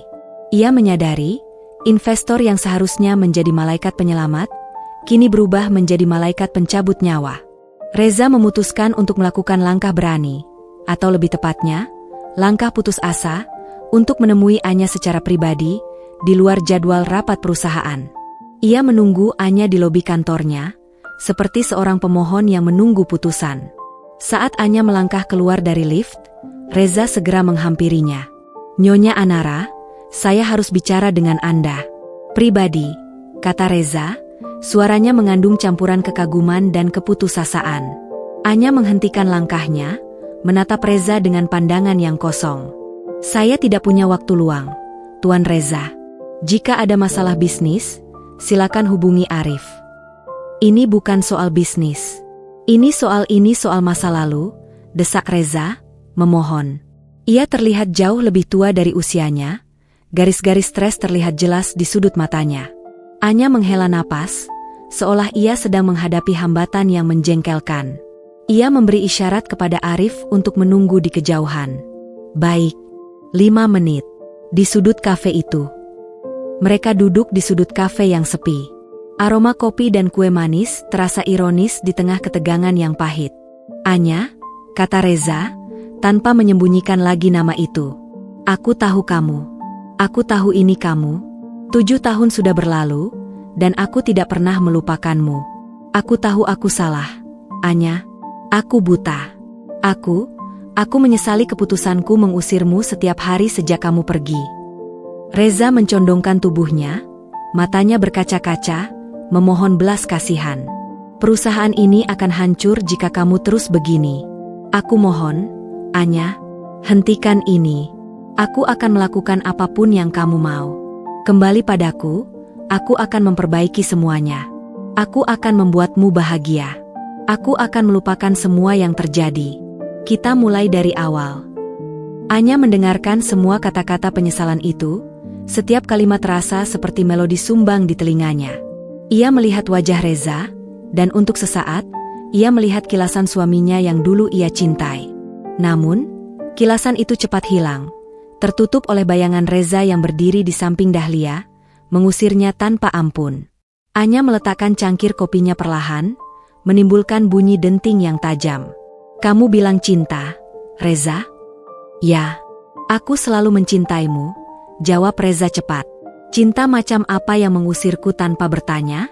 Cinta macam apa yang memilih kebohongan ibumu daripada kebenaran yang kamu lihat dengan mata kepala sendiri?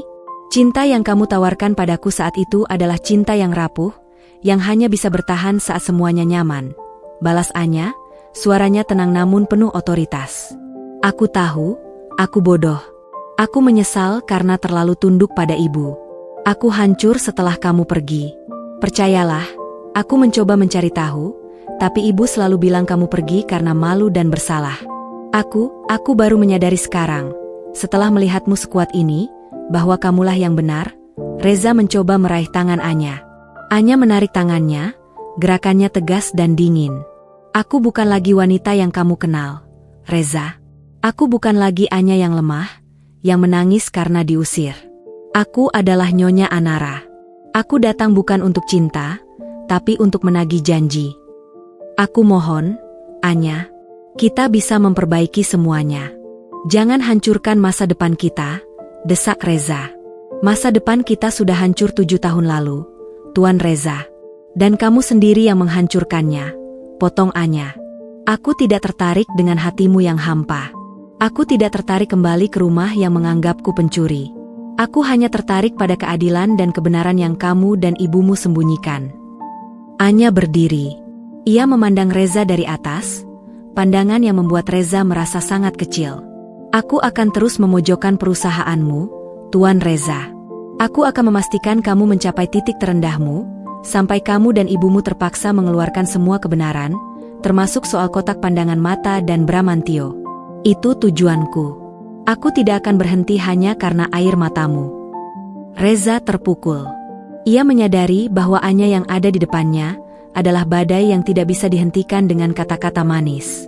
Kamu ingin balas dendam? Sampai sejauh mana, Anya? Tanya Reza putus asa. Bukan balas dendam, Reza. Ini adalah pembersihan, jawab Anya. Kamu akan melihat apa yang terjadi pada orang yang meremehkan seorang wanita yang telah diusir ke jalanan. Sekarang, pergilah.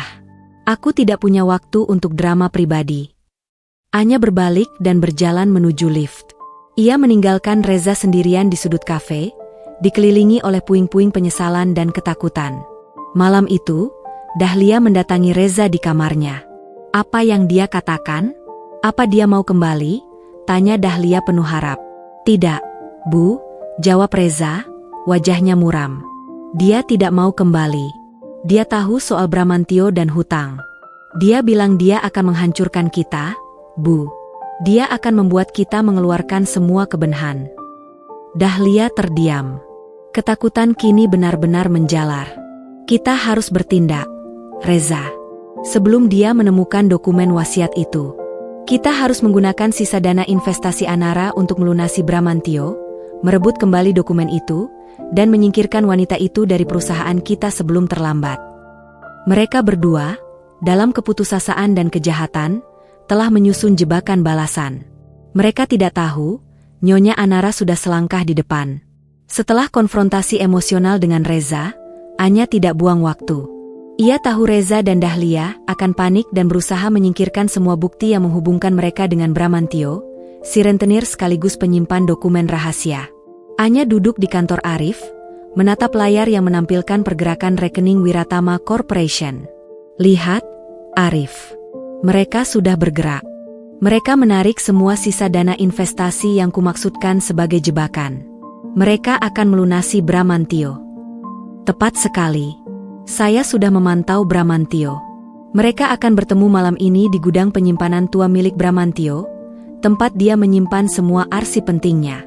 Ini adalah kesempatan kita, Anya, ujar Arif, wajahnya tegang. Kita harus masuk sebelum mereka mengambil wasiat itu, tegas Anya. Dahlia tidak hanya mencuri perhiasanku, dia mencuri seluruh masa depanku demi menutupi rahasia yang jauh lebih besar. Mereka berdua bergerak cepat. Arif, dengan koneksinya sebagai pengacara, berhasil mendapatkan surat perintah penggeledahan yang bersifat mendadak, menggunakan alasan dugaan manipulasi aset perusahaan yang sah. Malam itu, di gudang penyimpanan yang suram, aroma lembab dan debu tua menyambut kedatangan Dahlia dan Reza. Mereka tampak gugup, memegang koper berisi uang tunai hasil pencairan dana investasi Anara Jewels. Cepat, Reza. Kita harus mendapatkan dokumen itu dan membakarnya. Wanita iblis itu tahu tentang Bramantio. Desis Dahlia, tangannya gemetar. Bramantio, pria tua berwajah keras itu, menyambut mereka dengan senyum sinis. Lama tidak bertemu, Nyonya Dahlia. Saya pikir Anda sudah lupa dengan janji Anda. Untunglah Anara Jewels membantu mengingatkan Anda. Dahlia mengernyit.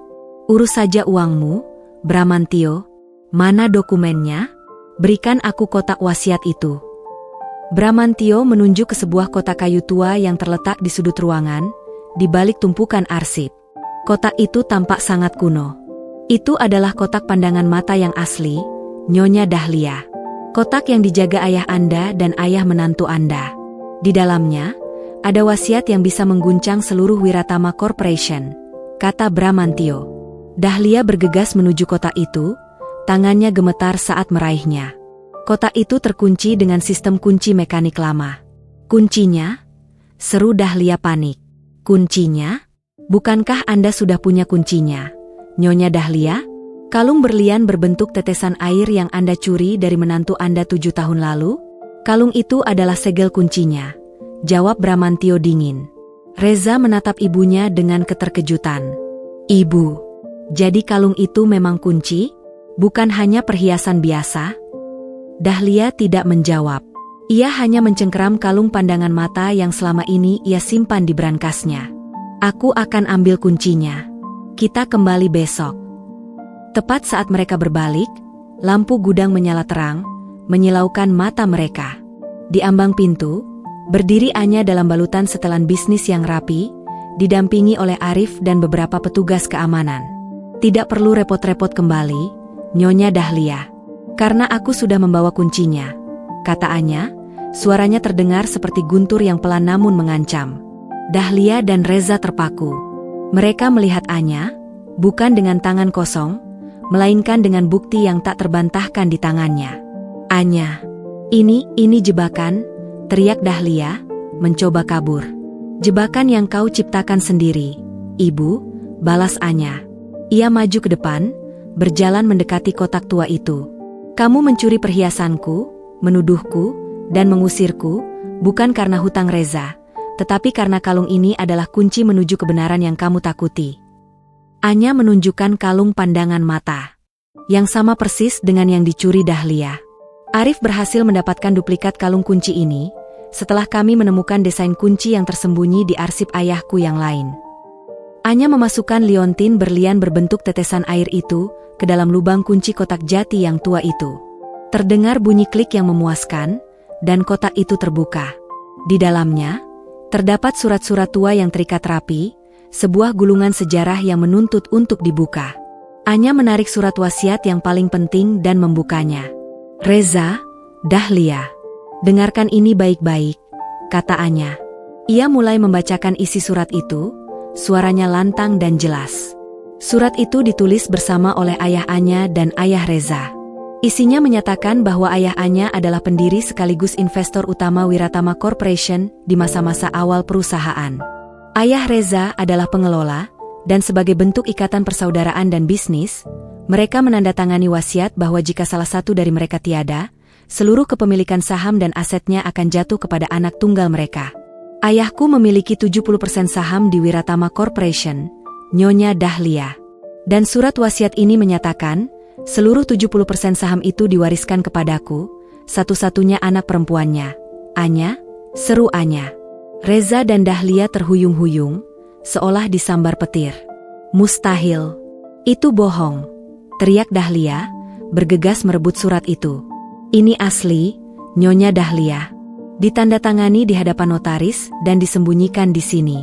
Almarhum suamimu dan ayahku sengaja menyembunyikannya di balik kunci unik, karena mereka khawatir jika wasiat ini terungkap saat kalian masih muda, kamu akan tamak," kata Anya, menjauhkan surat itu dari jangkauan Dahlia. Kini, seluruh puzzle itu tersusun rapi di benak Reza dan Anya. Motif Dahlia bukan hanya sekadar hutang Reza, melainkan ketakutan akan kehilangan kekuasaan dan kekayaan yang telah ia nikmati selama bertahun-tahun. Ia tahu Anya adalah pemilik mayoritas Wiratama Corporation. Ia mencuri kunci, kalung, itu, menjebak Anya sebagai pencuri, dan mengusirnya agar Anya tidak pernah menyadari bahwa warisannya bukan hanya kalung kecil, tetapi seluruh perusahaan suaminya. Kamu tahu sejak awal?" tanya Reza, suaranya serak. Ia menatap Anya dengan mata penuh penyesalan, menyadari betapa bodoh dan kejamnya ia telah berlaku. "Ibumu tahu. Sejak aku menikahimu, dia tahu. Dan dia menggunakan cintamu yang buta untuk menyingkirkanku, memastikan kalian tetap bisa menikmati hasil keringat ayahku," jawab Anya, pandangannya kini tertuju pada Dahlia, yang kini roboh di lantai, menangis tanpa suara. Aku melakukannya untuk kamu, Reza. Agar kamu tidak kehilangan segalanya," rintih Dahlia, tangisannya kini adalah pengakuan. "Kamu melakukannya untuk dirimu sendiri, Bu. Kamu menggunakan aku sebagai tameng. Kamu mengusir Anya, orang yang kucintai, demi kekuasaan," seru Reza, kini kemarahannya beralih pada ibunya. Kebenaran ini adalah racun yang mematikan bagi hubungan ibu dan anak itu. Anya memandang adegan kehancuran itu. Ia tidak lagi merasakan kepuasan, melainkan rasa sedih yang mendalam. Kebenaran memang telah terungkap, tetapi harga yang harus dibayar adalah kehancuran sebuah keluarga. Arif maju. "Nyonya Anara, bukti sudah di tangan. Kita bisa segera melangkah ke pengadilan. Saya juga sudah mendapatkan rekaman CCTV dari Bramantio, yang menunjukkan Dahlia panik menyembunyikan kotak wasiat ini di masa lalu." Anya mengangguk. Ia meraih surat wasiat itu, menggenggamnya erat-erat. Akhir dari permainan ini sudah di depan mata. Kamar rapat pengacara, yang mewah dan dingin, menjadi saksi bisu pengadilan tak resmi yang paling krusial. Setelah mendapatkan wasiat asli dan bukti-bukti tak terbantahkan di gudang Bramantio, Anya, didampingi oleh Arif, mengadakan pertemuan final dengan Reza dan Dahlia. Tidak ada lagi sandiwara atau kepura-puraan. Udara dipenuhi ketegangan yang kental, seolah setiap napas membawa beban pengkhianatan 7 tahun. Reza duduk di sana, tampak hancur. Ia tidak lagi membela ibunya, melainkan menatap Dahlia dengan pandangan yang bercampur antara amarah, penyesalan, dan rasa jijik. Dahlia, sebaliknya, kini hanya terlihat renta, topeng kekuasaannya telah pecah, hanya menyisakan wanita tua yang putus asa. "Aku sudah tunjukkan wasiat asli kepada kalian berdua," ujar Anya, suaranya tenang, namun memiliki daya gravitasi yang menarik semua perhatian. Di depannya, terhampar dokumen-dokumen wasiat, laporan keuangan yang terekam, dan yang paling mematikan, sebuah flash drive kecil. Aku tidak hanya membawa wasiat yang membuktikan bahwa aku adalah pemilik sah 70% Wiratama Corporation, warisan dari ayahku, lanjut Anya. Aku juga membawa bukti bagaimana Nyonya Dahlia selama ini bersekongkol dengan rentenir untuk menutupi keberadaan wasiat ini dengan menjebakku sebagai pencuri. Anya memberi isyarat kepada Arif. Arif memasukkan flash drive ke proyektor.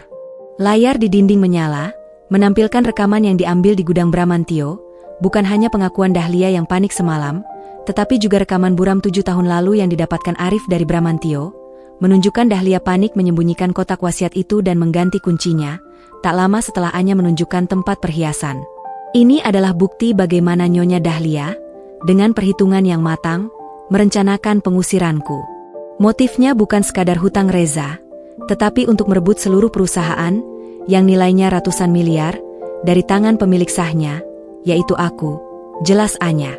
Dahlia tidak bisa lagi menahan diri. Ia merangkak dari kursinya, mendekati kaki Anya. Anya, aku mohon, ampuni aku. Aku melakukannya demi anakku. Aku takut Reza akan kehilangan semuanya jika wasiat itu terungkap. Aku sudah terlalu jauh. Aku sudah buta kekuasaan. Rintih Dahlia, air matanya membanjiri lantai. Kali ini, tangisan itu tulus. Tangisan penyesalan dari seorang ibu yang dihantui ketakutan kehilangan martabatnya. Anya membiarkan Dahlia menangis. Ia tidak lagi merasakan kepuasan, hanya kelelahan yang luar biasa. Dendam yang ia bawa selama 7 tahun telah mencapai tujuannya, pengakuan dan kebenaran. Ampunanmu tidak akan mengubah status hukumnya, Nyonya Dahlia, potong Arif dengan tegas. Manipulasi, penggelapan, dan pencemaran nama baik. Nyonya Dahlia harus mempertanggungjawabkan perbuatannya. Reza bangkit dari kursinya. Ia berjalan perlahan ke hadapan Anya. Ia tidak menyentuhnya, hanya berdiri membungkuk di hadapan mantan istrinya. Wajahnya tampak pucat pasi, seperti orang yang baru saja tersadar dari mimpi buruk panjang. Anya, suara Reza tercekat. Aku benar-benar buta. Aku tidak pantas memohon maaf. Aku mengusirmu, menghancurkanmu, membuangmu ke jalanan, hanya karena kebohongan ibuku.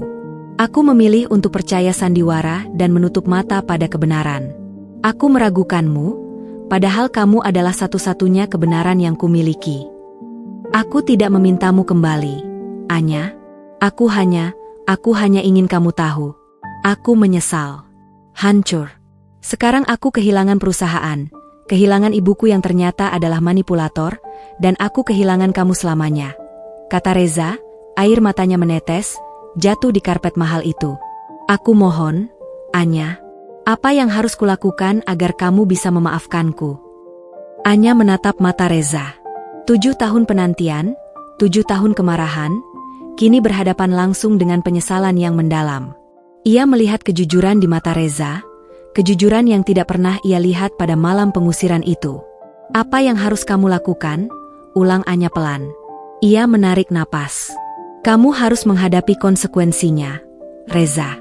Kamu harus menerima bahwa perusahaan ini akan kembali kepada pemilik sahnya. Kamu harus menerima bahwa ibumu akan menghadapi hukumannya. Dan kamu harus menerima bahwa kita sudah tidak ada lagi. Aku terima, kata Reza cepat. Aku terima semuanya. Tapi apakah kamu memaafkanku, Anya? Bisakah kamu memaafkan kebodohanku? Keheningan menggantung di ruangan. Ini adalah momen krusial yang menentukan akhir dari perjalanan emosional Anya. Anya menutup mata sejenak, ia melepaskan semua beban yang ia bawa selama bertahun-tahun. Kebencian, dendam, rasa sakit, semuanya ia lepaskan. Aku memaafkanmu, Reza, kata Anya, suaranya lembut. Bukan karena kamu pantas, tetapi karena aku ingin melepaskan diriku sendiri. Aku tidak ingin lagi membawa beban kebencian ini. Aku memaafkanmu agar aku bisa hidup dengan damai. Air mata Reza kembali menetes. Itu adalah pengampunan yang sulit, sebuah hadiah yang tidak pantas ia terima. Sore itu juga, Dahlia dibawa pergi untuk diproses hukum atas manipulasi aset dan penipuan. Ia tidak melawan. Kejahatannya terlalu terang benderang. Anya, melalui Arif, mengambil alih kendali Wiratama Corporation. Perusahaan yang didirikan ayahnya kini kembali ke tangan yang sah. Kita berhasil, Anya. Keadilan sudah didapatkan, bisik Arif, tangannya diletakkan di bahu Anya. Anya mengangguk. Ia memandang Reza, yang kini berdiri jauh, menatap pintu kantor pengacara dengan tatapan kosong. Ia memilih untuk tidak kembali pada Reza. Cinta lama itu memang sudah mati, terkubur di bawah tumpukan kebohongan. Misinya telah selesai. Keadilan telah ditegakkan, dan ia telah membebaskan dirinya dari belenggu dendam. Ini bukan akhir, Arif, kata Anya, senyum pertamanya yang benar-benar tulus dalam waktu lama muncul di wajahnya. Ini adalah awal yang baru. Beberapa bulan berlalu sejak pengungkapan dramatis di kantor pengacara. Dunia berputar cepat. Dahlia telah menerima hukuman yang setimpal atas penipuan dan manipulasi yang ia lakukan. Reza, meski terbebas dari tuntutan hukum berkat pengampunan Anya, harus menerima kenyataan pahit. Ia kehilangan kekuasaannya dan harus membangun kembali hidupnya dari nol. Anya, yang kini kembali menggunakan nama aslinya namun dengan kekuatan dan persona Nyonya Anara, sepenuhnya mengambil alih Wiratama Corporation, menggabungkannya dengan Anara Jewels. Perusahaan itu kini menjadi Anara Wiratama Group, sebuah konglomerat yang kokoh, berdiri di atas fondasi kejujuran dan kerja keras. Anya tidak hanya mengambil kembali haknya, tetapi ia memperbaiki sistem perusahaan yang keropos oleh manipulasi Dahlia. Suatu sore, Anya dan Arif sedang meninjau kantor pusat Wiratama yang kini sedang direnovasi total. Mereka berdua berjalan menyusuri koridor, membahas rencana bisnis yang ambisius. Hubungan mereka, yang awalnya hanya sebatas klien dan sekutu, kini telah berkembang menjadi sesuatu yang jauh lebih dalam dan hangat. Arif adalah tiang penopang Anya selama badai, satu-satunya yang percaya padanya bahkan sebelum ada bukti. Laporan triwulan ini fantastis, Anya. Semua lubang yang ditinggalkan Dahlia sudah tertutup. Perusahaan ini sudah sehat, kata Arif, mengakhiri pembahasannya dengan senyum bangga. Itu semua berkat keahlianmu, Arif. Kamu bukan hanya pengacara yang hebat, tapi juga manajer yang cerdas, balas Anya, menatap Arif. Tidak ada lagi dingin yang menyelubungi matanya. Kini, tatapannya dipenuhi apresiasi dan ketenangan. Aku hanya memastikan keadilan yang kamu dapatkan tidak sia-sia. Kamu adalah pemilik yang sah, Anya. Kamu pantas mendapatkan ini semua, jawab Arif. Ia menatap Anya sebentar, lalu mengalihkan pandangannya, seolah menghindari intensitas tatapan itu. Bagaimana kabar Reza? Tanya Anya, memecah keheningan yang sedikit canggung. Arif menghela napas. Dia bekerja di perusahaan kecil. Dia menolak semua bantuan keuangan darimu. Dia bilang dia harus memulai semuanya tanpa bayangan ibunya, dan tanpa belas kasihanmu. Kurasa, penyesalan itu benar-benar mengubahnya. Anya mengangguk. Aku senang mendengarnya. Pengampunan dariku adalah untuk membebaskan diriku, tetapi penderitaannya adalah prosesnya sendiri. Aku harap dia menemukan kedamaian.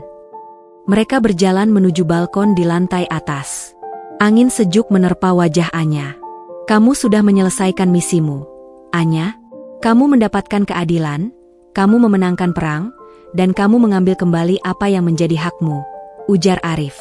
Lalu, sekarang, apa tujuan hidupmu selanjutnya? Anya bersandar pada pagar balkon, matanya memandang cakrawala. 7 tahun aku hidup hanya untuk janji balas dendam dan keadilan. Sekarang, aku bebas. Aku hanya ingin kedamaian, Arif. Kedamaian yang sejati, bukan kedamaian semu yang dulu kudapatkan di samping Reza. Arif menoleh padanya. Kedamaian sejati. Aku tahu kamu pantas mendapatkannya. Dan kamu, Arif? Tanya Anya, balik menatapnya dengan lembut. Kamu berdiri di sisiku. Kamu menghadapi semua risiko ini bersamaku. Kamu tidak pernah meminta imbalan apapun selain keadilan. Apa yang kamu inginkan sekarang? Arif tersenyum, senyum yang jarang ia tunjukkan, namun sangat hangat. Sejak awal, aku hanya ingin memastikan kebenaran terungkap. Tapi seiring berjalannya waktu, aku sadar, Aku ingin lebih dari sekadar kasus. Aku ingin melihatmu bahagia, Anya. Melihatmu tertawa tanpa beban, tanpa bayangan Dahlia atau Reza. Ia melangkah mendekat, jarak di antara mereka kini terasa kecil. Saat aku pertama kali bertemu Nyonya Anara, kamu adalah gunung es yang indah dan menakutkan. Aku menghormatimu. Tapi saat aku mengenal Anya yang diusir, yang berjuang mati-matian hanya demi harga diri, aku jatuh cinta pada ketangguhanmu. Aku mencintaimu, Anya. Bukan Anya yang pemilik Wiratama, tapi Anya yang memilih memaafkan, meskipun kamu punya kekuatan untuk menghancurkan. Anya terdiam, hatinya terasa berdebar kencang. Selama ini, ia menutup rapat hatinya, takut dicintai karena kekuasaannya. Tetapi, Arif mencintainya saat ia masih menjadi bayangan yang putus asa. Arif mencintainya karena kebenaran, bukan kekayaan. Arif, aku tidak memintamu kembali padaku sebagai pasangan kerja, atau sebagai klien. Aku ingin kamu kembali pada dirimu sendiri. Dan jika kamu menemukan dirimu sendiri, aku berharap kamu melihat aku di sana, kata Arif, tangannya terulur ke arah Anya. Anya mengambil tangan Arif. Tangannya terasa hangat, kokoh, dan penuh keyakinan. Itu adalah tangan yang sama yang membantunya berdiri saat ia terpuruk. Aku sudah lama kembali pada diriku sendiri, Arif. Dan ternyata, yang aku cari bukanlah pengakuan dari Reza, atau kekayaan dari Wiratama. Yang aku cari adalah rumah, kata Anya, matanya berkaca-kaca karena kebahagiaan yang tulus. Aku mencari tempat di mana aku tidak perlu menjadi Anara yang dingin, tempat di mana aku bisa menjadi Anya yang utuh, yang dipercaya, dan yang dicintai tanpa syarat. Maukah kamu menjadi rumahku, Arif? Arif tidak menjawab dengan kata-kata.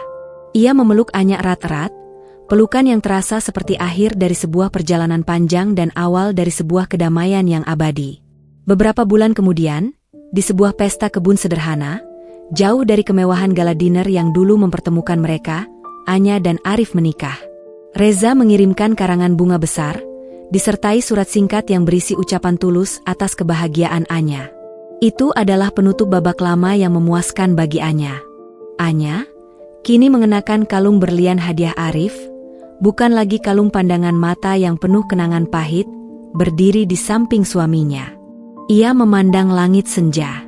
Ia tidak hanya mendapatkan kembali perusahaannya, tetapi ia juga mendapatkan kebahagiaan yang jauh lebih berharga, cinta sejati dan kepercayaan. Perjalanan dari seorang istri yang diusir, menjadi seorang CEO yang membalas dendam, dan akhirnya menjadi wanita yang menemukan cinta dan kedamaian sejati, telah mengajarkannya bahwa kebahagiaan bukan tentang memiliki yang paling banyak, tetapi tentang memiliki yang paling jujur.